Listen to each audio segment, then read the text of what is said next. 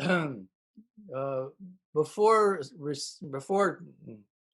discussing this verse from Bhagavad Gita, we can recite the Sanskrit together. Each verse of this sacred text, Bhagavad Gita is the essential text of um, Eastern theology.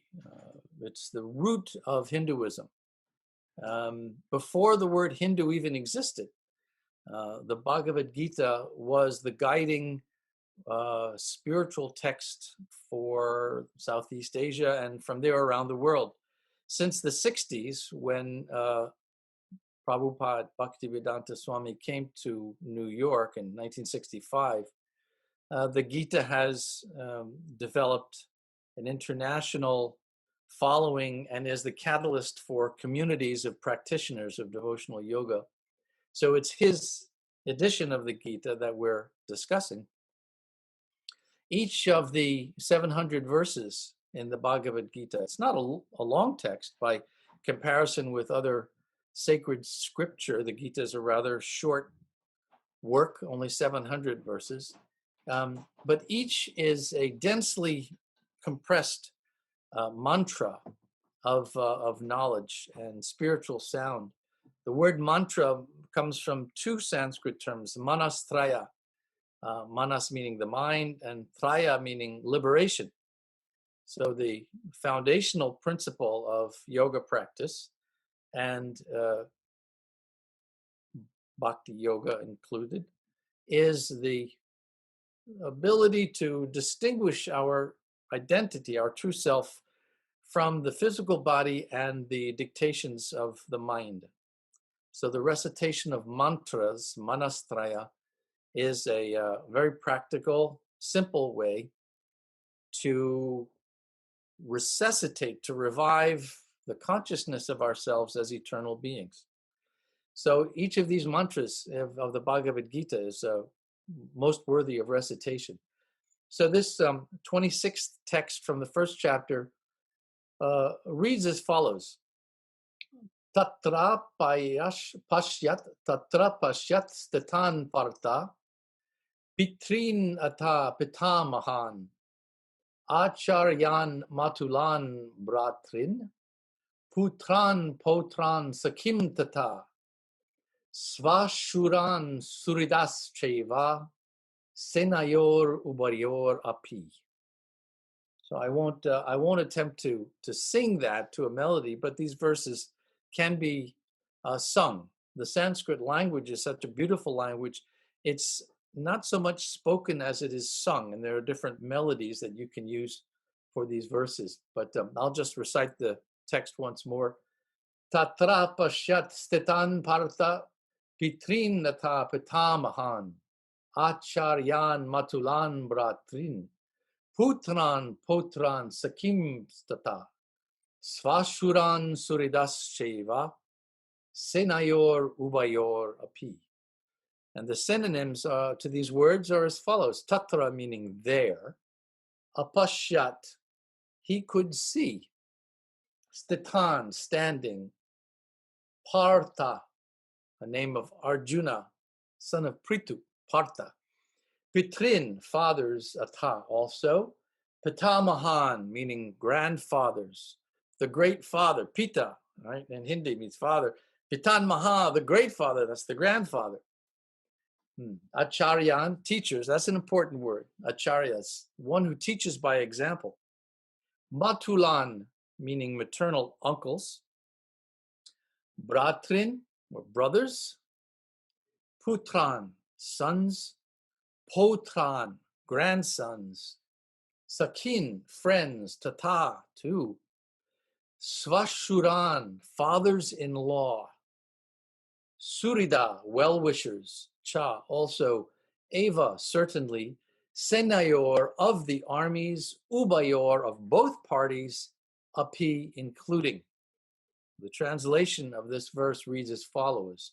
There, meaning there on the opposite side of the battlefield, Arjuna, who is the protagonist of this dialogue of Bhagavad Gita, there on the other side of the battlefield, Arjuna could see within the midst of the armies of both parties his fathers and grandfathers, teachers, maternal uncles, brothers, sons, grandfathers, friends, and also his fathers-in-law and well-wishers. Here is a brief commentary or purport by the author of this edition of the Gita, Srila Prabhupada. On the battlefield, Arjuna could see all kinds of relatives. He could see persons like Bhurashrava, or his father's contemporaries, grandfathers, Bhishma and Somadatta, teachers like Dronacharya and Kripacharya, maternal uncles like Shalya and Shakuni, brothers like Duryodhana, sons like Lakshman, friends like Asvatthama, well-wishers like Kritavarma, etc. He could see also the armies which contained many of his friends. This is an extreme predicament. This is not a small dilemma that Arjuna is confronting.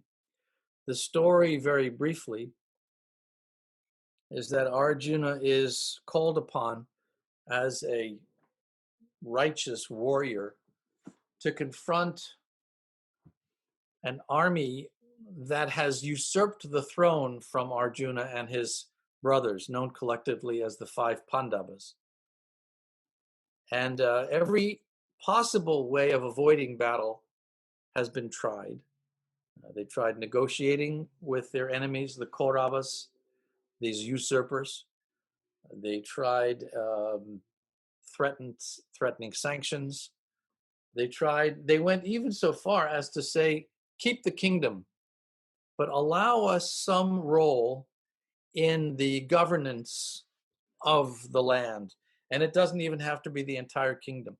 Give each of us a village, and we'll administrate those villages, because we are, by our caste, Arjuna says, my brothers and I, we are Kshatriya warriors. We have to have something to administrate. The Kauravas were so envious that they responded to this offer by saying, we will not even give you enough land in which to drive the head of a pin. And at that point, war was inevitable. So it's a mistake. One of the challenges that people sometimes levy at the Bhagavad-gita is, how is it that a spiritual book of wisdom teachings ends with the protagonist picking up his weapons and fighting and killing? How can you justify that? How can any spiritual tradition justify violence? Well, this is part of the answer, that prior to the battle, every possible alternative to battle was attempted.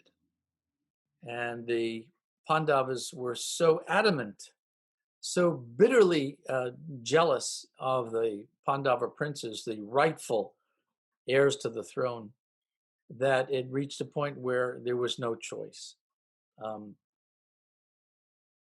Arjuna was warned by Krishna when Arjuna told him, I'm seeing all of these people on the other side of the battlefield, and they're my friends and relatives. The tragedy here was that it was not just anybody who had usurped the throne. It was Arjuna's own cousins, his own relatives. And on the other side of the battlefield, he saw people he had grown up with, family, heads of the society.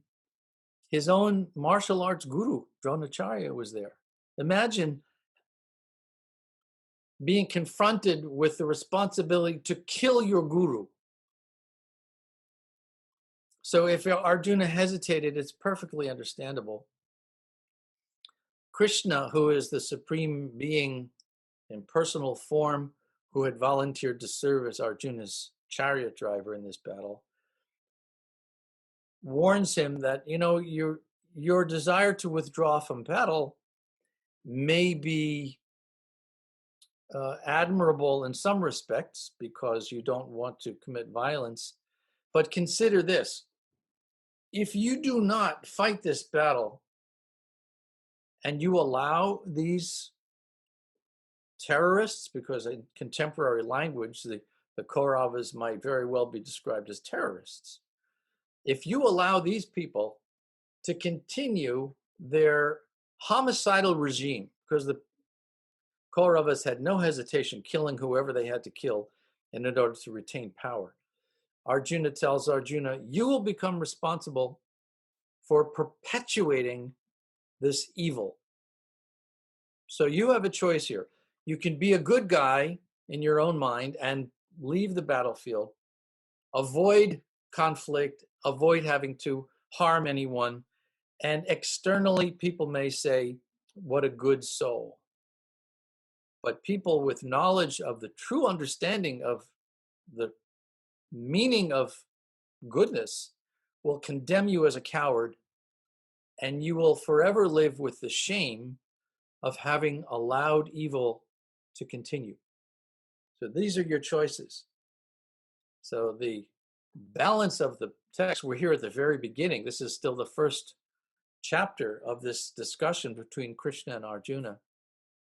These early moments where Arjuna is confronting truly his worst fear. This is, as a good-hearted, soft-hearted lover of God, Arjuna, despite his calling as a warrior, did not wish to cause any harm at all. Now, what's interesting about this is that this is a dilemma that we confront today as well. International war crimes law, Atmanivedana mentioned to you that I have had a hand in Holocaust studies, and in particular, the military tribunals that took place at the end of World War II, where the two countervailing principles of international law are constantly in conflict. One is necessity. Necessity says that if you are aggressed upon by a hostile enemy, you have the right, under international conventions, the Geneva Convention, the Hague Convention, you have the right to defend yourself and to do whatever you have to do to defend yourself, your family, your property, your home, your place of worship, your community, your nation. Whatever you have to do, if you're being aggressed upon, international law sanctions your right to retaliate. That's one force. The other force that's at work in these issues of international conflict is humanity. Humanity says that in pursuit of that redress of grievances, you may not commit any more harm to anyone than absolutely necessary. And when soldiers stand trial, for example, for war crimes, it's because they have crossed that boundary. As much as they may be justified in retaliating if they've been attacked, there are rules to conducting war. And those rules state that you may not do harm beyond what is absolutely necessary. You cannot, for example, kill civilians. Soldiers are restricted in their conduct of warfare, and this is something that we're seeing played out here 5,000 years ago on the battlefield of Kurukshetra, as much as it is today on the war fields of Afghanistan and elsewhere in the world. So Arjuna's dilemma is not a small one. It is a front page issue in the news today. How do we conduct ourselves in a world where evil exists? It's naive to think that spiritual life means that somehow we will avoid evil. We will avoid stress and conflict. I find it tragic that the yoga studios across the country promise people, come here and we will help you get alleviated from your stress. Well, most of the time what they mean is, will help you forget about it for a while. When the real meaning of yoga, if you go to the yoga texts, such as Bhagavad-gita, the real way to address that tension in life is to go deeper inside it, to find, if you will, God in the details, to find not a way to avoid conflict, which is what Arjuna wanted to do, but how to approach and engage with conflict more efficiently, more effectively, and with a longer lasting positive outcome.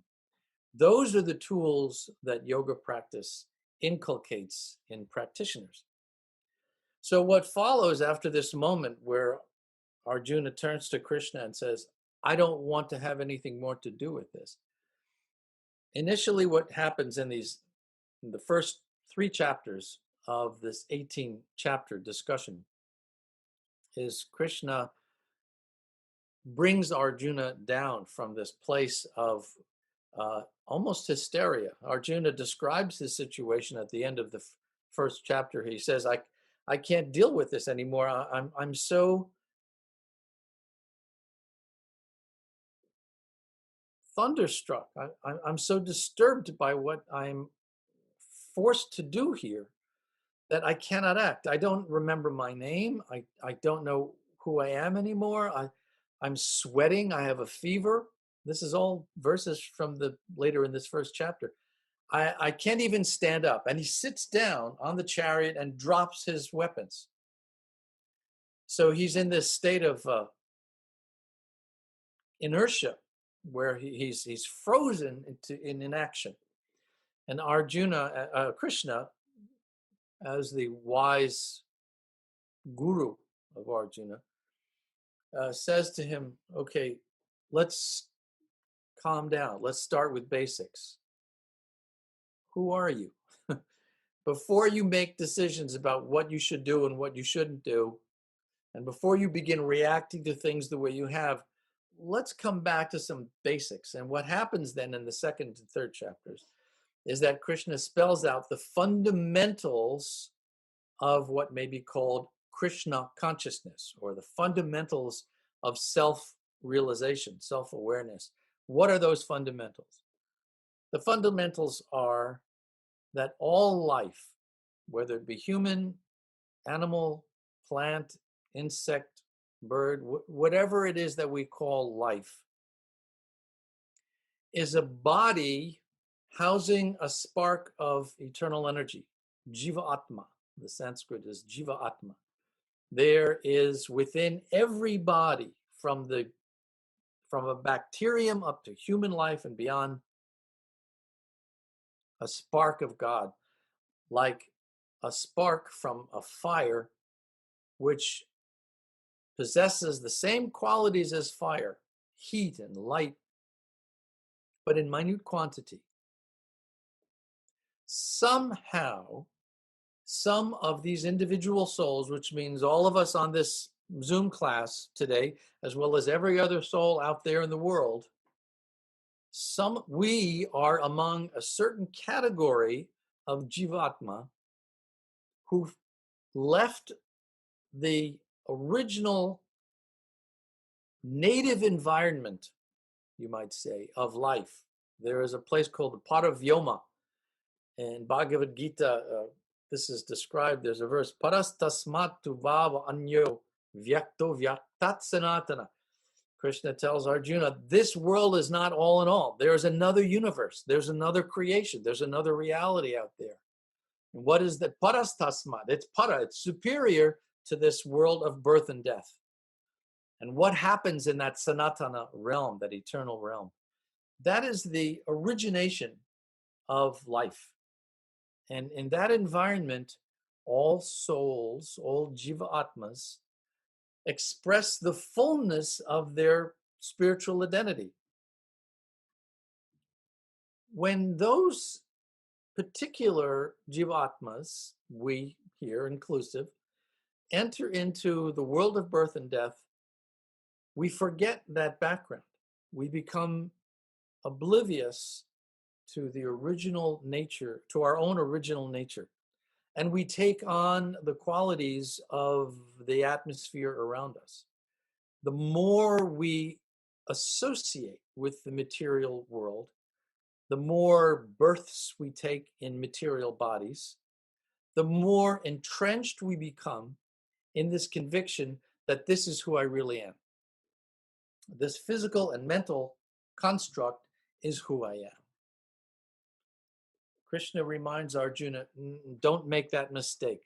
Don't think that you are a product of the material energy and that these people you're confronting on the battlefield are a product of the material energy.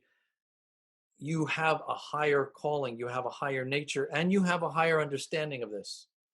You become bewildered because you're a sensitive person and you don't want to engage here.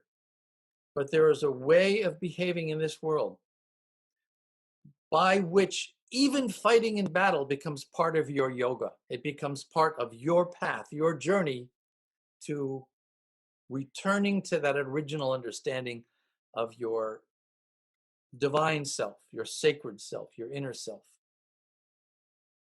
And the rest of the Gita is essentially a spelling out of how to live in this world in such a way that we do not become entrenched in it, but we perform the work that we are called upon to perform, and by that very service, we are liberated from further birth and death. And just to kind of give away the store here, to give away the final message of the Bhagavad-gita, what Krishna reminds Arjuna is that, hey, we're friends. Arjuna and Krishna have known each other from wisdom to you. It's because I love you and because I know you love me. And therefore, you can accept this knowledge. You'll question me about it. I will answer you. I'll satisfy your curiosity. And then at the end, I think you will do the right thing. And you won't be alone. I'll be here to help you with that. Do not fear. I will be here to help you. So here we have the basic structure of the Bhagavad-gita, the essential teachings of all of the Sanskrit texts condensed into this extraordinary 700 verse scripture. And where things are currently, and this, I think this is important. As I thought about just talking with you about this verse this evening, it occurred to me that it would probably be a good idea to share with you some of the most recent thinking in the field of physics and cosmology with regard to the nature of consciousness. The Bhagavad-gita says that consciousness is different from matter, that life is not a product of wave functions and particles. That's the general model in physicalist science today, that life emerges at a certain point historically when the interaction of particles and functions and energies of matter become self-aware, that somehow in what is known as the evolutionary biology, the biological evolution, sometimes also called molecular Darwinism, that there is this tendency toward life to survive. At some point, the elements of matter become self-aware, and we become more and more capable of survival by the development of consciousness. Well, that's not the teachings of the Bhagavad-gita. That is not the teachings of the Sanskrit wisdom texts. Those texts say, no, you are not produced by matter. You are of a different nature altogether. And I think one of the reasons why there's such resistance to this idea on the part, not on the part of all researchers, but some researchers have a very, very strong visceral responds to this idea that life is non-material. And why is that? Because once you open that door, once you accept or at least consider that life is not produced by matter, be prepared for every madness in the world to come flooding through your gates. Not just religion, but crystal ball gazing and tea leaf reading and, channeling of spirits from other worlds and angels appearing in your room. All of the craziness of that non-empiric realm, that realm of pure faith, pure belief, will come tumbling in. And we, the rational, sane thinkers, we have a responsibility, a critically important responsibility, to draw a line and say, we will not allow that thinking to influence our understanding of reality, that which is necessary, that which is true, that which is real, that which is permanent, that we will defend to the death as having absolutely nothing to do with transcendent origins. And frankly, that position is understandable. It's perfectly understandable. All you have to do is look at the history of faith cultures and cults and sects and religions to realize that it can be the refuge of every kind of aberrant thinking in the history of the world. So it's understandable why this resistance to a teaching such as the Bhagavad-gita, which says life is non-material, life is something permanent and eternal. Well, where are things today?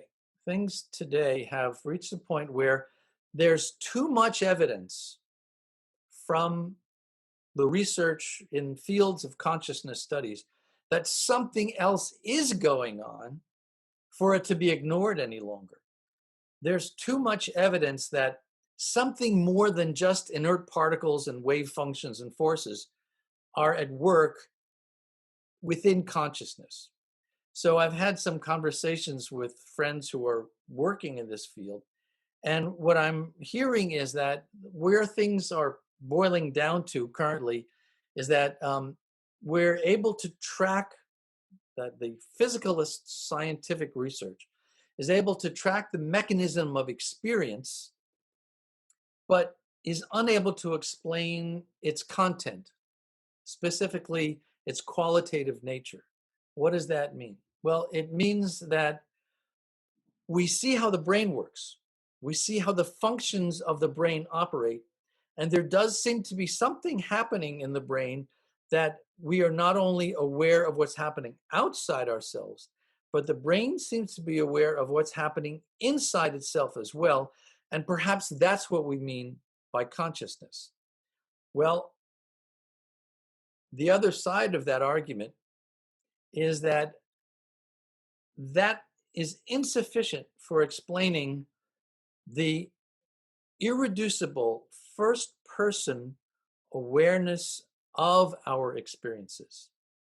There's a difference, in other words, between the experiences that we have of the world, the mechanisms of the brain and the senses, the eyes and the ears and so on, by which we receive those experiences, and we, the witness of those experiences. That seems to have eluded description within these most recent theories. And they come down to two, which might be called generally panpsychism. Within panpsychism, there are two basic ideas. One says that consciousness is a property that exists throughout matter, that there is something in matter. We may not be able to trace it right now, but consciousness is simply one more property of matter. You have atoms and particles and energies of different kinds. There's this other quality of matter, which we are calling consciousness. Now, whether you claim consciousness is a part of physics or not, this first theory boils down, in essence, to word spinning, that there's something else within matter that we're going to call consciousness. So it's kind of Well, it may not be what we understand, but we're going to say it's made of matter anyway. It's some product of matter, because there's the idea of accepting something is not produced by matter is not acceptable. The other theory of panpsychism, which is has a little bit more traction, is the prominent one, and that says that consciousness is an integral part of what is called information theory, ITT, integrated information theory, which attempts to explain consciousness and why it might be associated with certain physical symptoms. So what does IT say? It says that consciousness is integrated information, that we can predict consciousness within a system, and we can predict it to a certain degree as well. CDs and DVDs, for example, rank very high in terms of information content. But all matter, according to this integrative information theory, contains consciousness to a certain degree. The person who is most credited, by the way, with this school of thinking is named Giulio Tononi, Tonoi. Tononi came up with this idea that consciousness potentially manifests through matter, but there's still no need to call it something separate. It is not a separate property. The way he describes it is that consciousness is what information feels like. So that's the closest that the physicalist scientists have been able to describe consciousness. It's something more than the sum of its parts, but it has yet to be actually identified. So what someone who is, let's say, an exponent of the Bhagavad-gita would say is that you may say that it is that consciousness is synonymous with the integration of information, but we would say that when consciousness is present, then it can act on a system to create that integration of information. So it's really a question of what your starting point is. If your starting point is matter, then you will interpret the evidence to support the theory that consciousness is a product of matter in one form or another. The Vedic point of view is quite different. The Vedic point of view says it is because consciousness is present that matter is able to operate. Descartes said, je pense, donc je suis. I think, therefore I am. The Bhagavad-gita would say, no, you are. Therefore, you're capable of thinking. So there's a little bit of a report, if you will, on the current state of affairs in this discussion about what is consciousness and how it relates to where we are in this first chapter of the Bhagavad-gita. So I think what I'd like to do at this point is open this up to you all for your comments or your questions. You're welcome to either unmute your microphone if you'd like to ask something directly or offer a comment. You can also type it into the chat box and I'll read it off to the group that way. So now I'm going to turn this over to you, and I look forward to hearing your thoughts. Prabhu. Yeah. I liked the Descartes, I think, therefore I am, and your explanation. I'm not sure if what I'm about to say is completely relevant to your point, but, and I say this not based on reading Descartes or remembering Descartes' whole line of thinking, but could it not be interpreted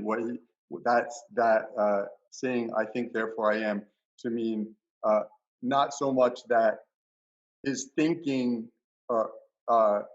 is the cause of his being, but rather that the fact that he thinks evidences that he exists, which would be more, the latter interpretation would be more consistent with your explanation of the Vedic, the Vedic understanding. Yeah, you're quite right. I mean, the Enlightenment thinkers, many of them were very spiritual people. They weren't antithetical to religion. In fact, the church supported the research of a lot of the Enlightenment. They were called natural philosophers at the time, not scientists. Um, I was attempting to give, I think, a clear distinction, however, between evidence of something happening and the perspective, the Vedic perspective, which comes from a definition of what's happening. And that's the advantage, if you will, of approaching consciousness studies from the point of view of Bhagavad-gita and elsewhere, is that we have a tangible definition of consciousness, where it comes from, how it operates, why, its current situation within embodied existence, that the natural philosophers were unable to provide, although there was some, as you're suggesting, some hint, there was some pointing at something that is not produced by matter. You're quite right.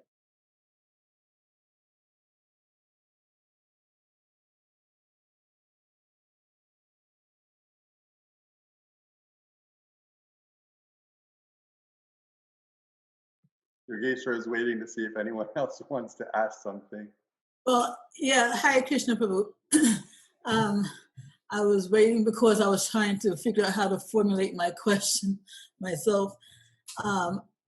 Yeah, when you were discussing the scientists, I guess theories on the existence of consciousness and what and how they define it, it was a little bit fuzzy for me, or maybe even a lot bit fuzzy for me. Like when you were saying that there's one theory where they describe consciousness as what happens when it's like how it feels to be matter. I think it was the second theory, what it feels like to be matter. Was that one definition of consciousness? Yeah. What information feels like? Yeah.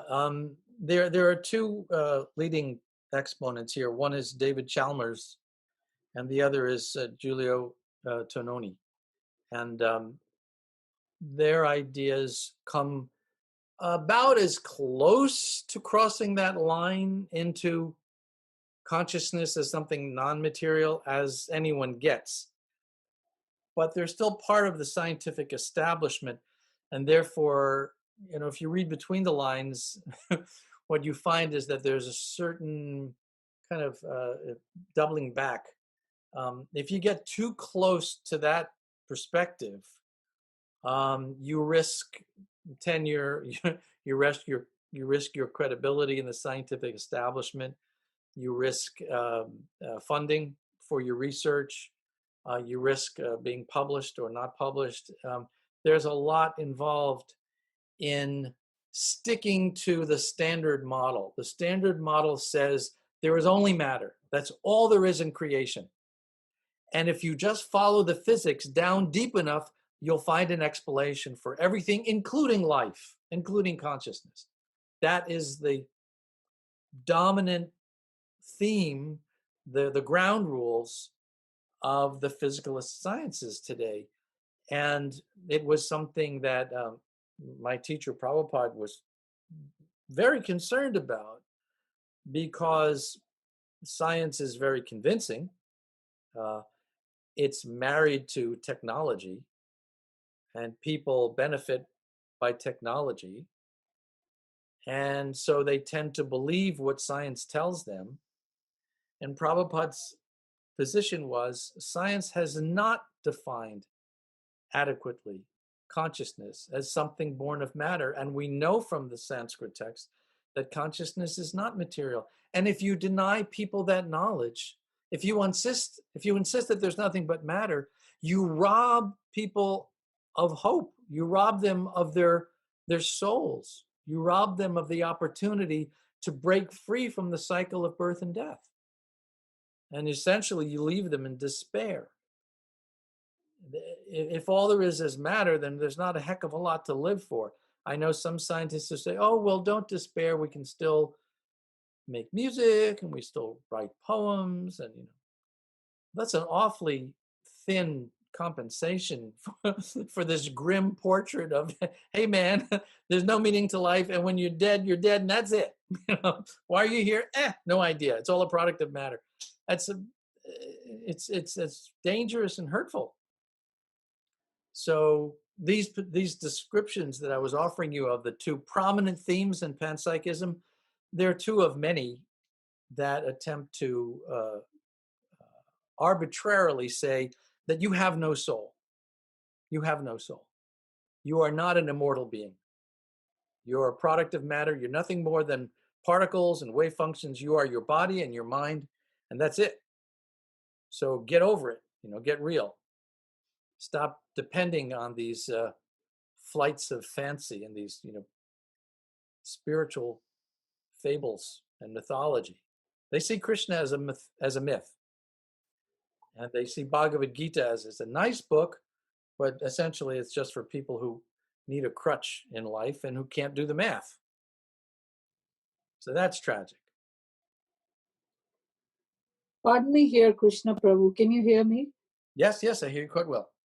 Then how do they explain the law of karma? Like how each individual person has a different destiny or a different life and how they go through their fate? How do they explain it? If they say there is no law of karma, there is no Bhagavad-gita, then how do you explain how one person has a good life and other person has not so good? Some people have really worse kind of lives. How do they explain this disparity? By saying that you are the product of your particulate history. Each individual is the byproduct of their biological, physical history. And if you trace things back far enough, you'll be able to anticipate where things are going, so that you actually don't really have any free will. You are the product of your physics. You are the product of your background. If you behave in a particular way, it's because of material influences earlier in life, your metabolic predisposition, your genetic predisposition, the effect of parenting, of diet, of environmental factors. You can pretty much track what a person is, good, bad, or indifferent, by just examining what are the material historic events of that person's life. You don't need to refer to any transcendental sources. You don't refer to any, mythic notions of karma or eternal souls or whatever. You don't need that. It's all there in the physics. How does it explain sudden calamities that one encounters in life, which has nothing to do with the person's individual thing, like an accident or some catastrophe falling on people, like some people just die suddenly in an accident or a plane crash? Or how does that how does it have to do with his physical disposition or anything? Say go down deep enough into the background and you'll find a material explanation for everything. A plane crashes, somebody dies. Well, from your spiritual point of view, you might say that was their karma. Karma, yes. From my material point of view, it's because someone on the ground did not do their work properly, and there were feed lines that were defective. Or in the manufacture, there were rivets that were not properly set, or that there were turbulence in the air that disrupted electronic systems and the plane crashed. You can find a material explanation for everything, and you do not need to refer to anything transcendental. Isn't it the Bhagavad-gita indeed a new way of thinking that Arjuna has to break from, and a deeper bond with his loving friend or God? And after all, he's, and Adam, really, we can describe atoms, we can classify the atoms, but the motion and the ability to bond to another atom is immaterial. It doesn't. It's something that We cannot see, we cannot touch, we cannot sense it in any way, and yet it's happening. So the movement, the action is what it is. Well, you're making a very good point. Science actually doesn't know anything. An honest scientist will admit that we've done a great job of labeling things. We've done a great job of explaining from the exterior how something functions. We cannot tell you why it occurred that way, how the universe has evolved to this point, what matter really is, why it exists at all, why there is something in the universe instead of nothing. An honest scientist will tell you we're in the darkness. We really do not know. And every time we think we've come to an understanding of how the universe operates, there's some other mystery that comes up. Dark energy, dark matter, black holes. We have no idea. But it's hard to find scientists who are willing to admit that science is incapable of explaining the way things operate, because then they would lose funding. You know, the way something is accepted, gains acceptance as real in science, as true as how things are, is that there's a community of scientists, you know, the kind of senior officials within the world of science, who look at the evidence, they look at the research, and they say, we accept this as true. So there are certain schools that are critical of science that say science doesn't arrive at any actual reality. All that it does is give an imprint of acceptability on certain research that then gets incorporated into the common wisdom, the standard models, but it actually doesn't explain anything. So that you're quite right in that regard. With regard to Arjuna, Arjuna's situation was a little different. His situation was not that he doubted the existence of his own immortal soul. He was a Vedic scholar. He knew all that stuff. His concern was having to reconcile very, very contradictory dharmas or righteous paths of action. He had a responsibility as a soldier to fight. Now, we on this call, unless there happens to be somebody in the military, we may never have to confront a dilemma like Arjuna because we're not called upon to pick up arms and kill. If you're in the military, you may have to face those kinds of situations, in which case this may resonate more deeply for you. But Arjuna's responsibility as a warrior was in conflict with his responsibility as a soft-hearted lover of God to do no harm, to try to live a violence-free existence. That was a very, very difficult dilemma. This is no small thing. I mean, this verse that we're reading here, first chapter, verse 26, is just the introduction to one of the most complex and difficult dilemmas in the entire history of sacred teachings. Not just Arjuna, all of us have to come to grips with this at some point. You may be practicing Krishna consciousness. You may be practicing yoga. You may have taken to some spiritual path, and the person you're partnered with is not interested. And all of a sudden, you're someone different from the person they partnered with, however many years ago it may have been. Now you're in a dilemma. What do? I remember one woman approached me when I was giving classes at Jivamukti Yoga. And she said, you know, Yogeshwara, I love Bhagavad-gita. I love these classes and I love our talks. But I don't think I can bring my partner to, there was a center that she, you know, where these classes were held. She said, I don't think I can bring my partner there. I said, why not? She said, well, some of the people there are homophobic, and I think she would be uncomfortable in that environment. I said, well, okay, is everybody at that center homophobic? She said, no, it's just some people I've talked to. I said, all right, well, if it's not everybody, then it sounds like it's kind of like reflective of the demographic of the rest of the world. There must be something more going on. Why don't you want to bring your partner to this spiritual center? And she finally admitted that the reason is that she was afraid. She herself was very committed to practicing bhakti yoga, Krishna consciousness. Her friend had very little interest in it. And she understood that at some point, because she's enthusiastic for spiritual practice, she's going to want to go on. She's going to want to go deeper into her spiritual path. And at that point, she's going to have to make a decision.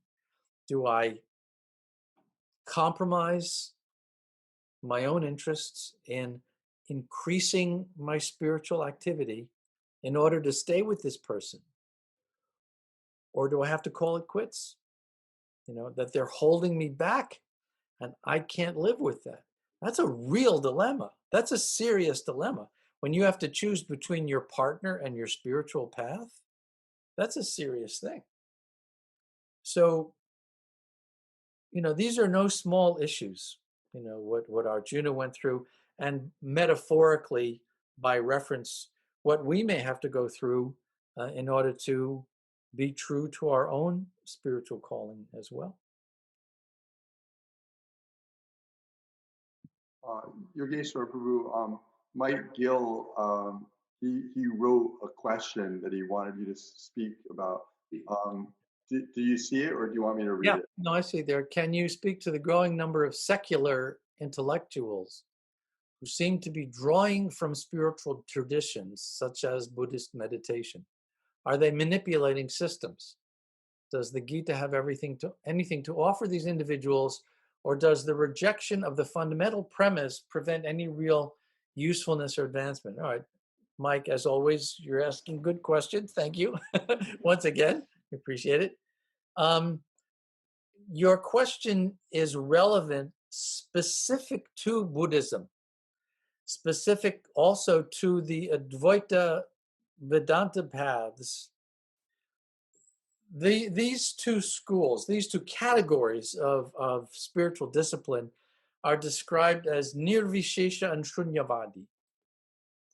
Nirvishesha means the idea, the notion that when you come to the fulfillment of your spiritual practices, when you come to the perfection of your yoga, that ego dissolves, individuality dissolves, and you become one. You merge, kaivalya. You merge into the monistic existence of this all-pervading energy of creation. So you still exist, but you have no awareness of individuality because you're now everything. You're basically God. You've become God. So that's the Advaita schools. The Buddhist schools, or Shunyavada. Shunyavada means voidism, where you come to the realization that the reason I'm suffering in this world is that I have desires. This is called the Noble Truths of Buddhism. I have desires. I can escape this cycle of suffering and misery by breaking down my desires until they become null. And at that point, not only has my suffering ceased to exist, but I also will cease to exist. That at that point, I achieve the Buddha Nirvana, which is a realm of non-existence, a cessation of consciousness. So you don't have to worry about anything because you're not there anymore. So either you don't have to worry because you're not there anymore, or you don't have to worry because you become God, you become everything, right? So those two schools,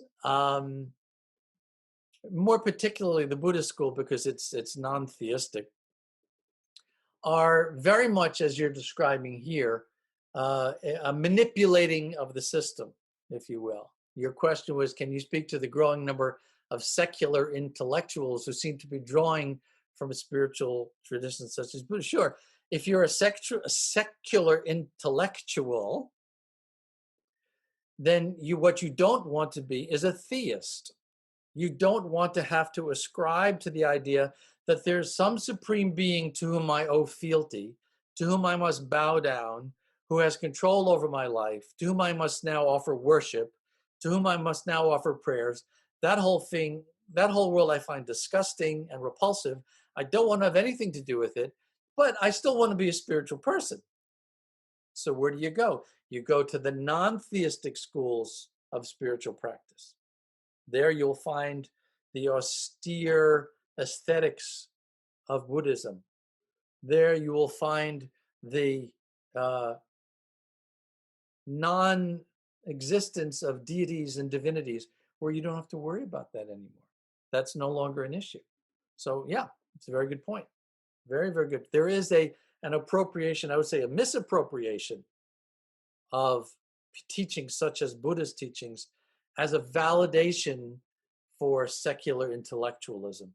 Whereas if you go deep into Buddhism, I have to tell you the truth, I have a lot of friends, I mean, people I really care about deeply and who I love, they call themselves Buddhists. They haven't got the slightest clue what real Buddhism is all about.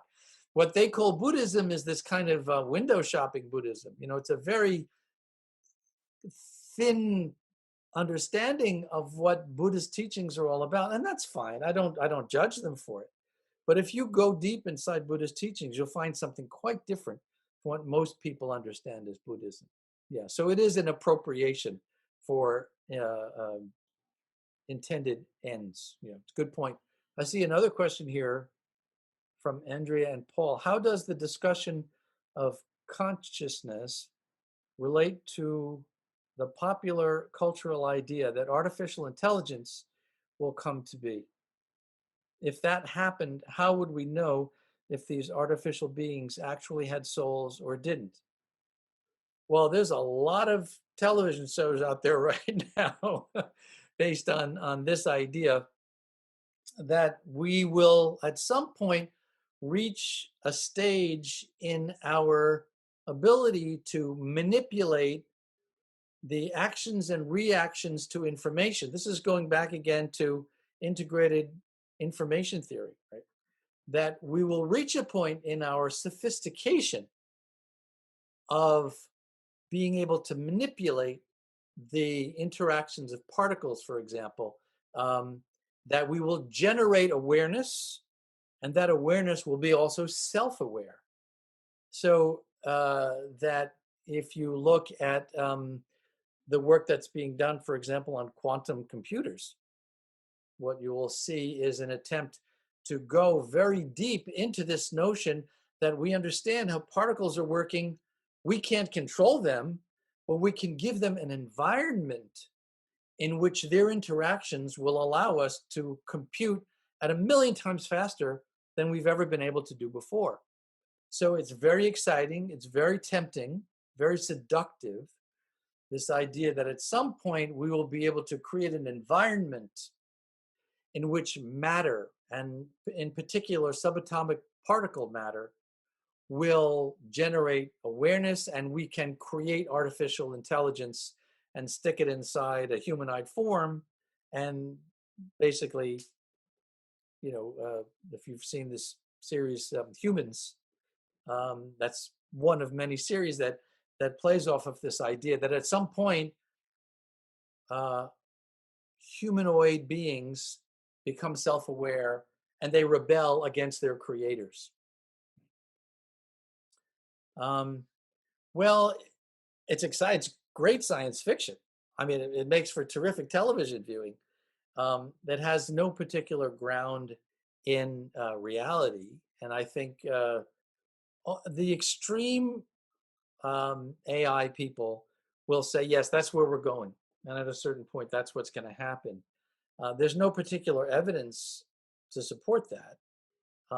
And if you think about it, AI exists because living beings, humans, have put these different mechanisms together in such a way that they can begin to interact. Without that original human intervention, those functions don't take place. So it's a wonderful discussion. We should probably have a whole class just on AI. I think it's a wonderful, exciting field of dialogue. So Hare Krishna, Yogeshwar. I have a quick question. This is Dave Avan. I was wondering, do you think that that it is feasible working within the institution of science to bring people to the understanding that science's perspective is itself limited? Like basically using the language of the oppressor to bring them to the understanding that they're oppressing. You know, I mean, it's like I'm just not sure that working within the avenue of science can bring people to the true understanding of its limitations. And I mean, do you think that a different avenue is required? And what would that look like? And yeah, how possibly would transcendental philosophies like Krishna consciousness fit? Yeah, a wonderful, wonderful question, and it's one that is a big topic of discussion with my friends who work in these arenas. And I ask them, just as you're asking me, I say, what's the takeaway here? What's the ultimate goal? What can we actually accomplish by commenting and unpacking panpsychism, and by pointing out the incompleteness of the physicalist perspective? What are we hoping to do? Where do we want to go with this? The general consensus among the people who have my respect and my admiration is that it is not to convince anybody of anything. That's not the purpose. I believe, and they believe, that the mature, level-headed approach to the dissecting of the purely physicalist ideas of what's happening is not to convince anybody of anything, but to allow thinking people to come to their own conclusions. That, oh my gosh, what I have assumed was true, because the authorities have always told me that, and they've offered this wonderful body of evidence, is actually not as complete a body of evidence as I thought. These people here are explaining for me where these assertions of knowledge, these assertions of truth, these assertions of complete formulas for describing how the universe operates are actually much less than complete and convincing. So for my friends, the people whom I respect, their goal is to be able to equip thinking men and women with the perspective that will allow them to recognize where these physicalist ideas fall short. It's not to convince them that you need to become a devotee of Krishna and start chanting mantras. That's our own internal business. That's our affair. But it's to allow people at least this opening to another way of considering themselves, their relationship with the universe, their relationship with other people, so that there's room for including a more, I would call it humane, non-materialistic point of view. So, but it is not conversional. That I can tell you for certain. That is not the idea. Gotcha. Okay, thanks so much. Yeah, I appreciate that. There's a contemporary thinker that I follow who makes the case that science in and of itself is in many ways kind of like a religion.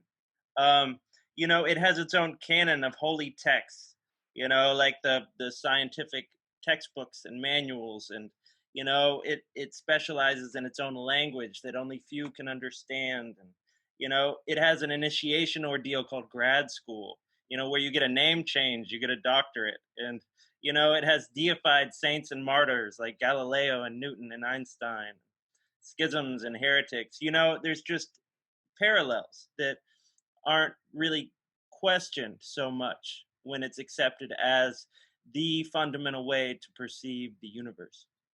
Yeah, you're quite right.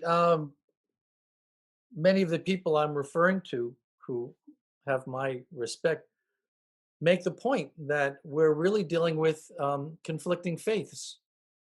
Science is one faith-based approach to knowledge. Religion is another faith-based approach to knowledge. For myself, I think there's an important distinction, and that is that science has research as a kind of point of verification. When science makes a claim to knowledge, it has a body of evidence, empiric evidence, to back up that claim. The path to self-realization cannot be tested in a laboratory. You are the laboratory. The evolution, the evidence, is your own change of behavior, change of consciousness, change of awareness, self-awareness. That's a little bit more elusive than the scientific research-based evidence that is used to support scientific claims. But you're quite right that they're both academies of faith, and it's a matter of which one are you more convinced by. Personally, I don't think you have to choose one or the other. I think they work quite well in tandem. I think it is perfectly acceptable to live within a quantum, multidimensional universe where on an everyday level, Newtonian physics operates. On a more subtle level, quantum physics operates. And also be self-aware of one's existence separate and apart from those external, gross, and subtle functionings. I don't think you have to pick one or the other. I don't think that's necessary. Thanks. And we have time for maybe one more. Hare Krishna, Yogesvara Prabhu. Thank you very much for the class. I just have a very wondering how those who believe in matter and, with the absence of a soul or consciousness, how they would explain death.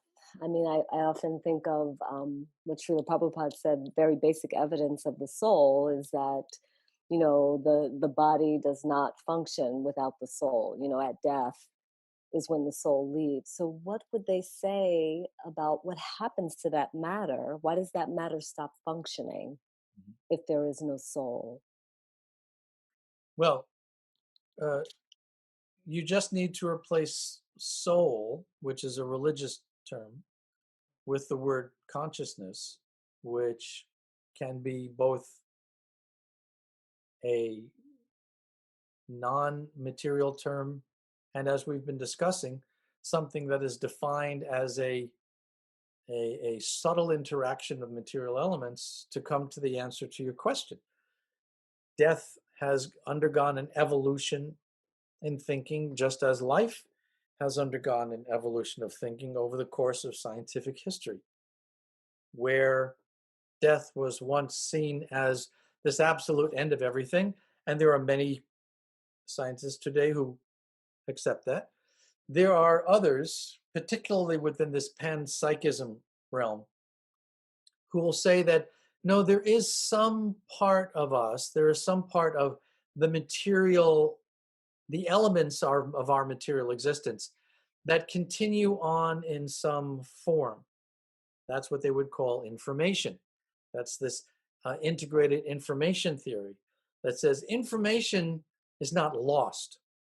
It's stored somewhere. It's almost like, you delete a file on your computer, it's still there in the cloud somewhere.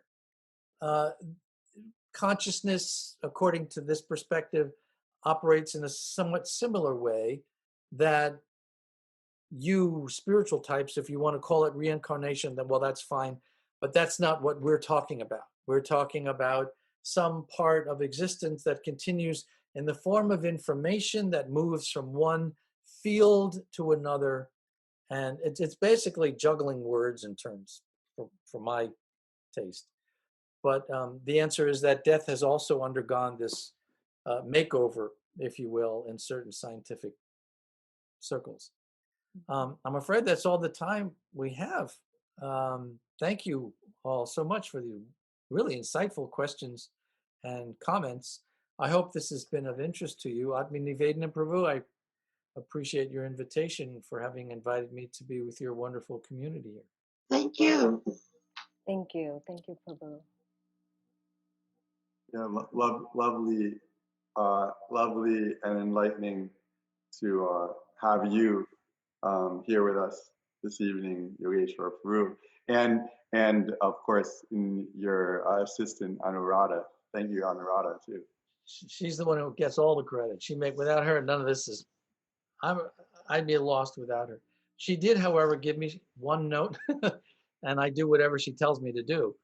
So I'm reading this out that starting May 5th, we're going to be having Gita discussions at 7:30. If you go to gitawisdom.org, gitawisdom.org/events, you'll find some information there as well. I hope you don't mind that I threw that plug in there. But again, she told me to do it. Atma, I had no choice. Anuradha and I will talk later. No. Yeah. Thank you so much. Yeah, I encourage people to visit that link and hear more from Yogeshwara, because the more you hear from him and thus about Srila Prabhupada's teachings and discuss with him as well, I think it's beneficial to us all and helps us really ponder the meaning of life and what to do about it. So yeah, so thank you. Thanks to all of you who are nicely participating and or being attentive. It's nice. So now what we're going to do is Devavan Prabhu. Devavan, let's see, oh, there he is, okay, in Hawaii or something, but in Gainesville, really. Devavan will be leading nice kirtan for about 10 minutes or something like that. So he'll lead the kirtan, and unlike in kirtan where you're in the same room, in this case through Zoom we're just going to hear Devavan only as far as through our computers. However, I encourage everyone to chant along in your own room while remaining muted, just so that the sound carries back and forth between each of us nicely. We'll just hear Devavan. And then after the kirtan is over, then the program will be over. However, a few people sometimes stay on and just do a little friendly talk and small talk and hello, goodbye, that stuff. So, okay. So now we'll turn it over to Devavan.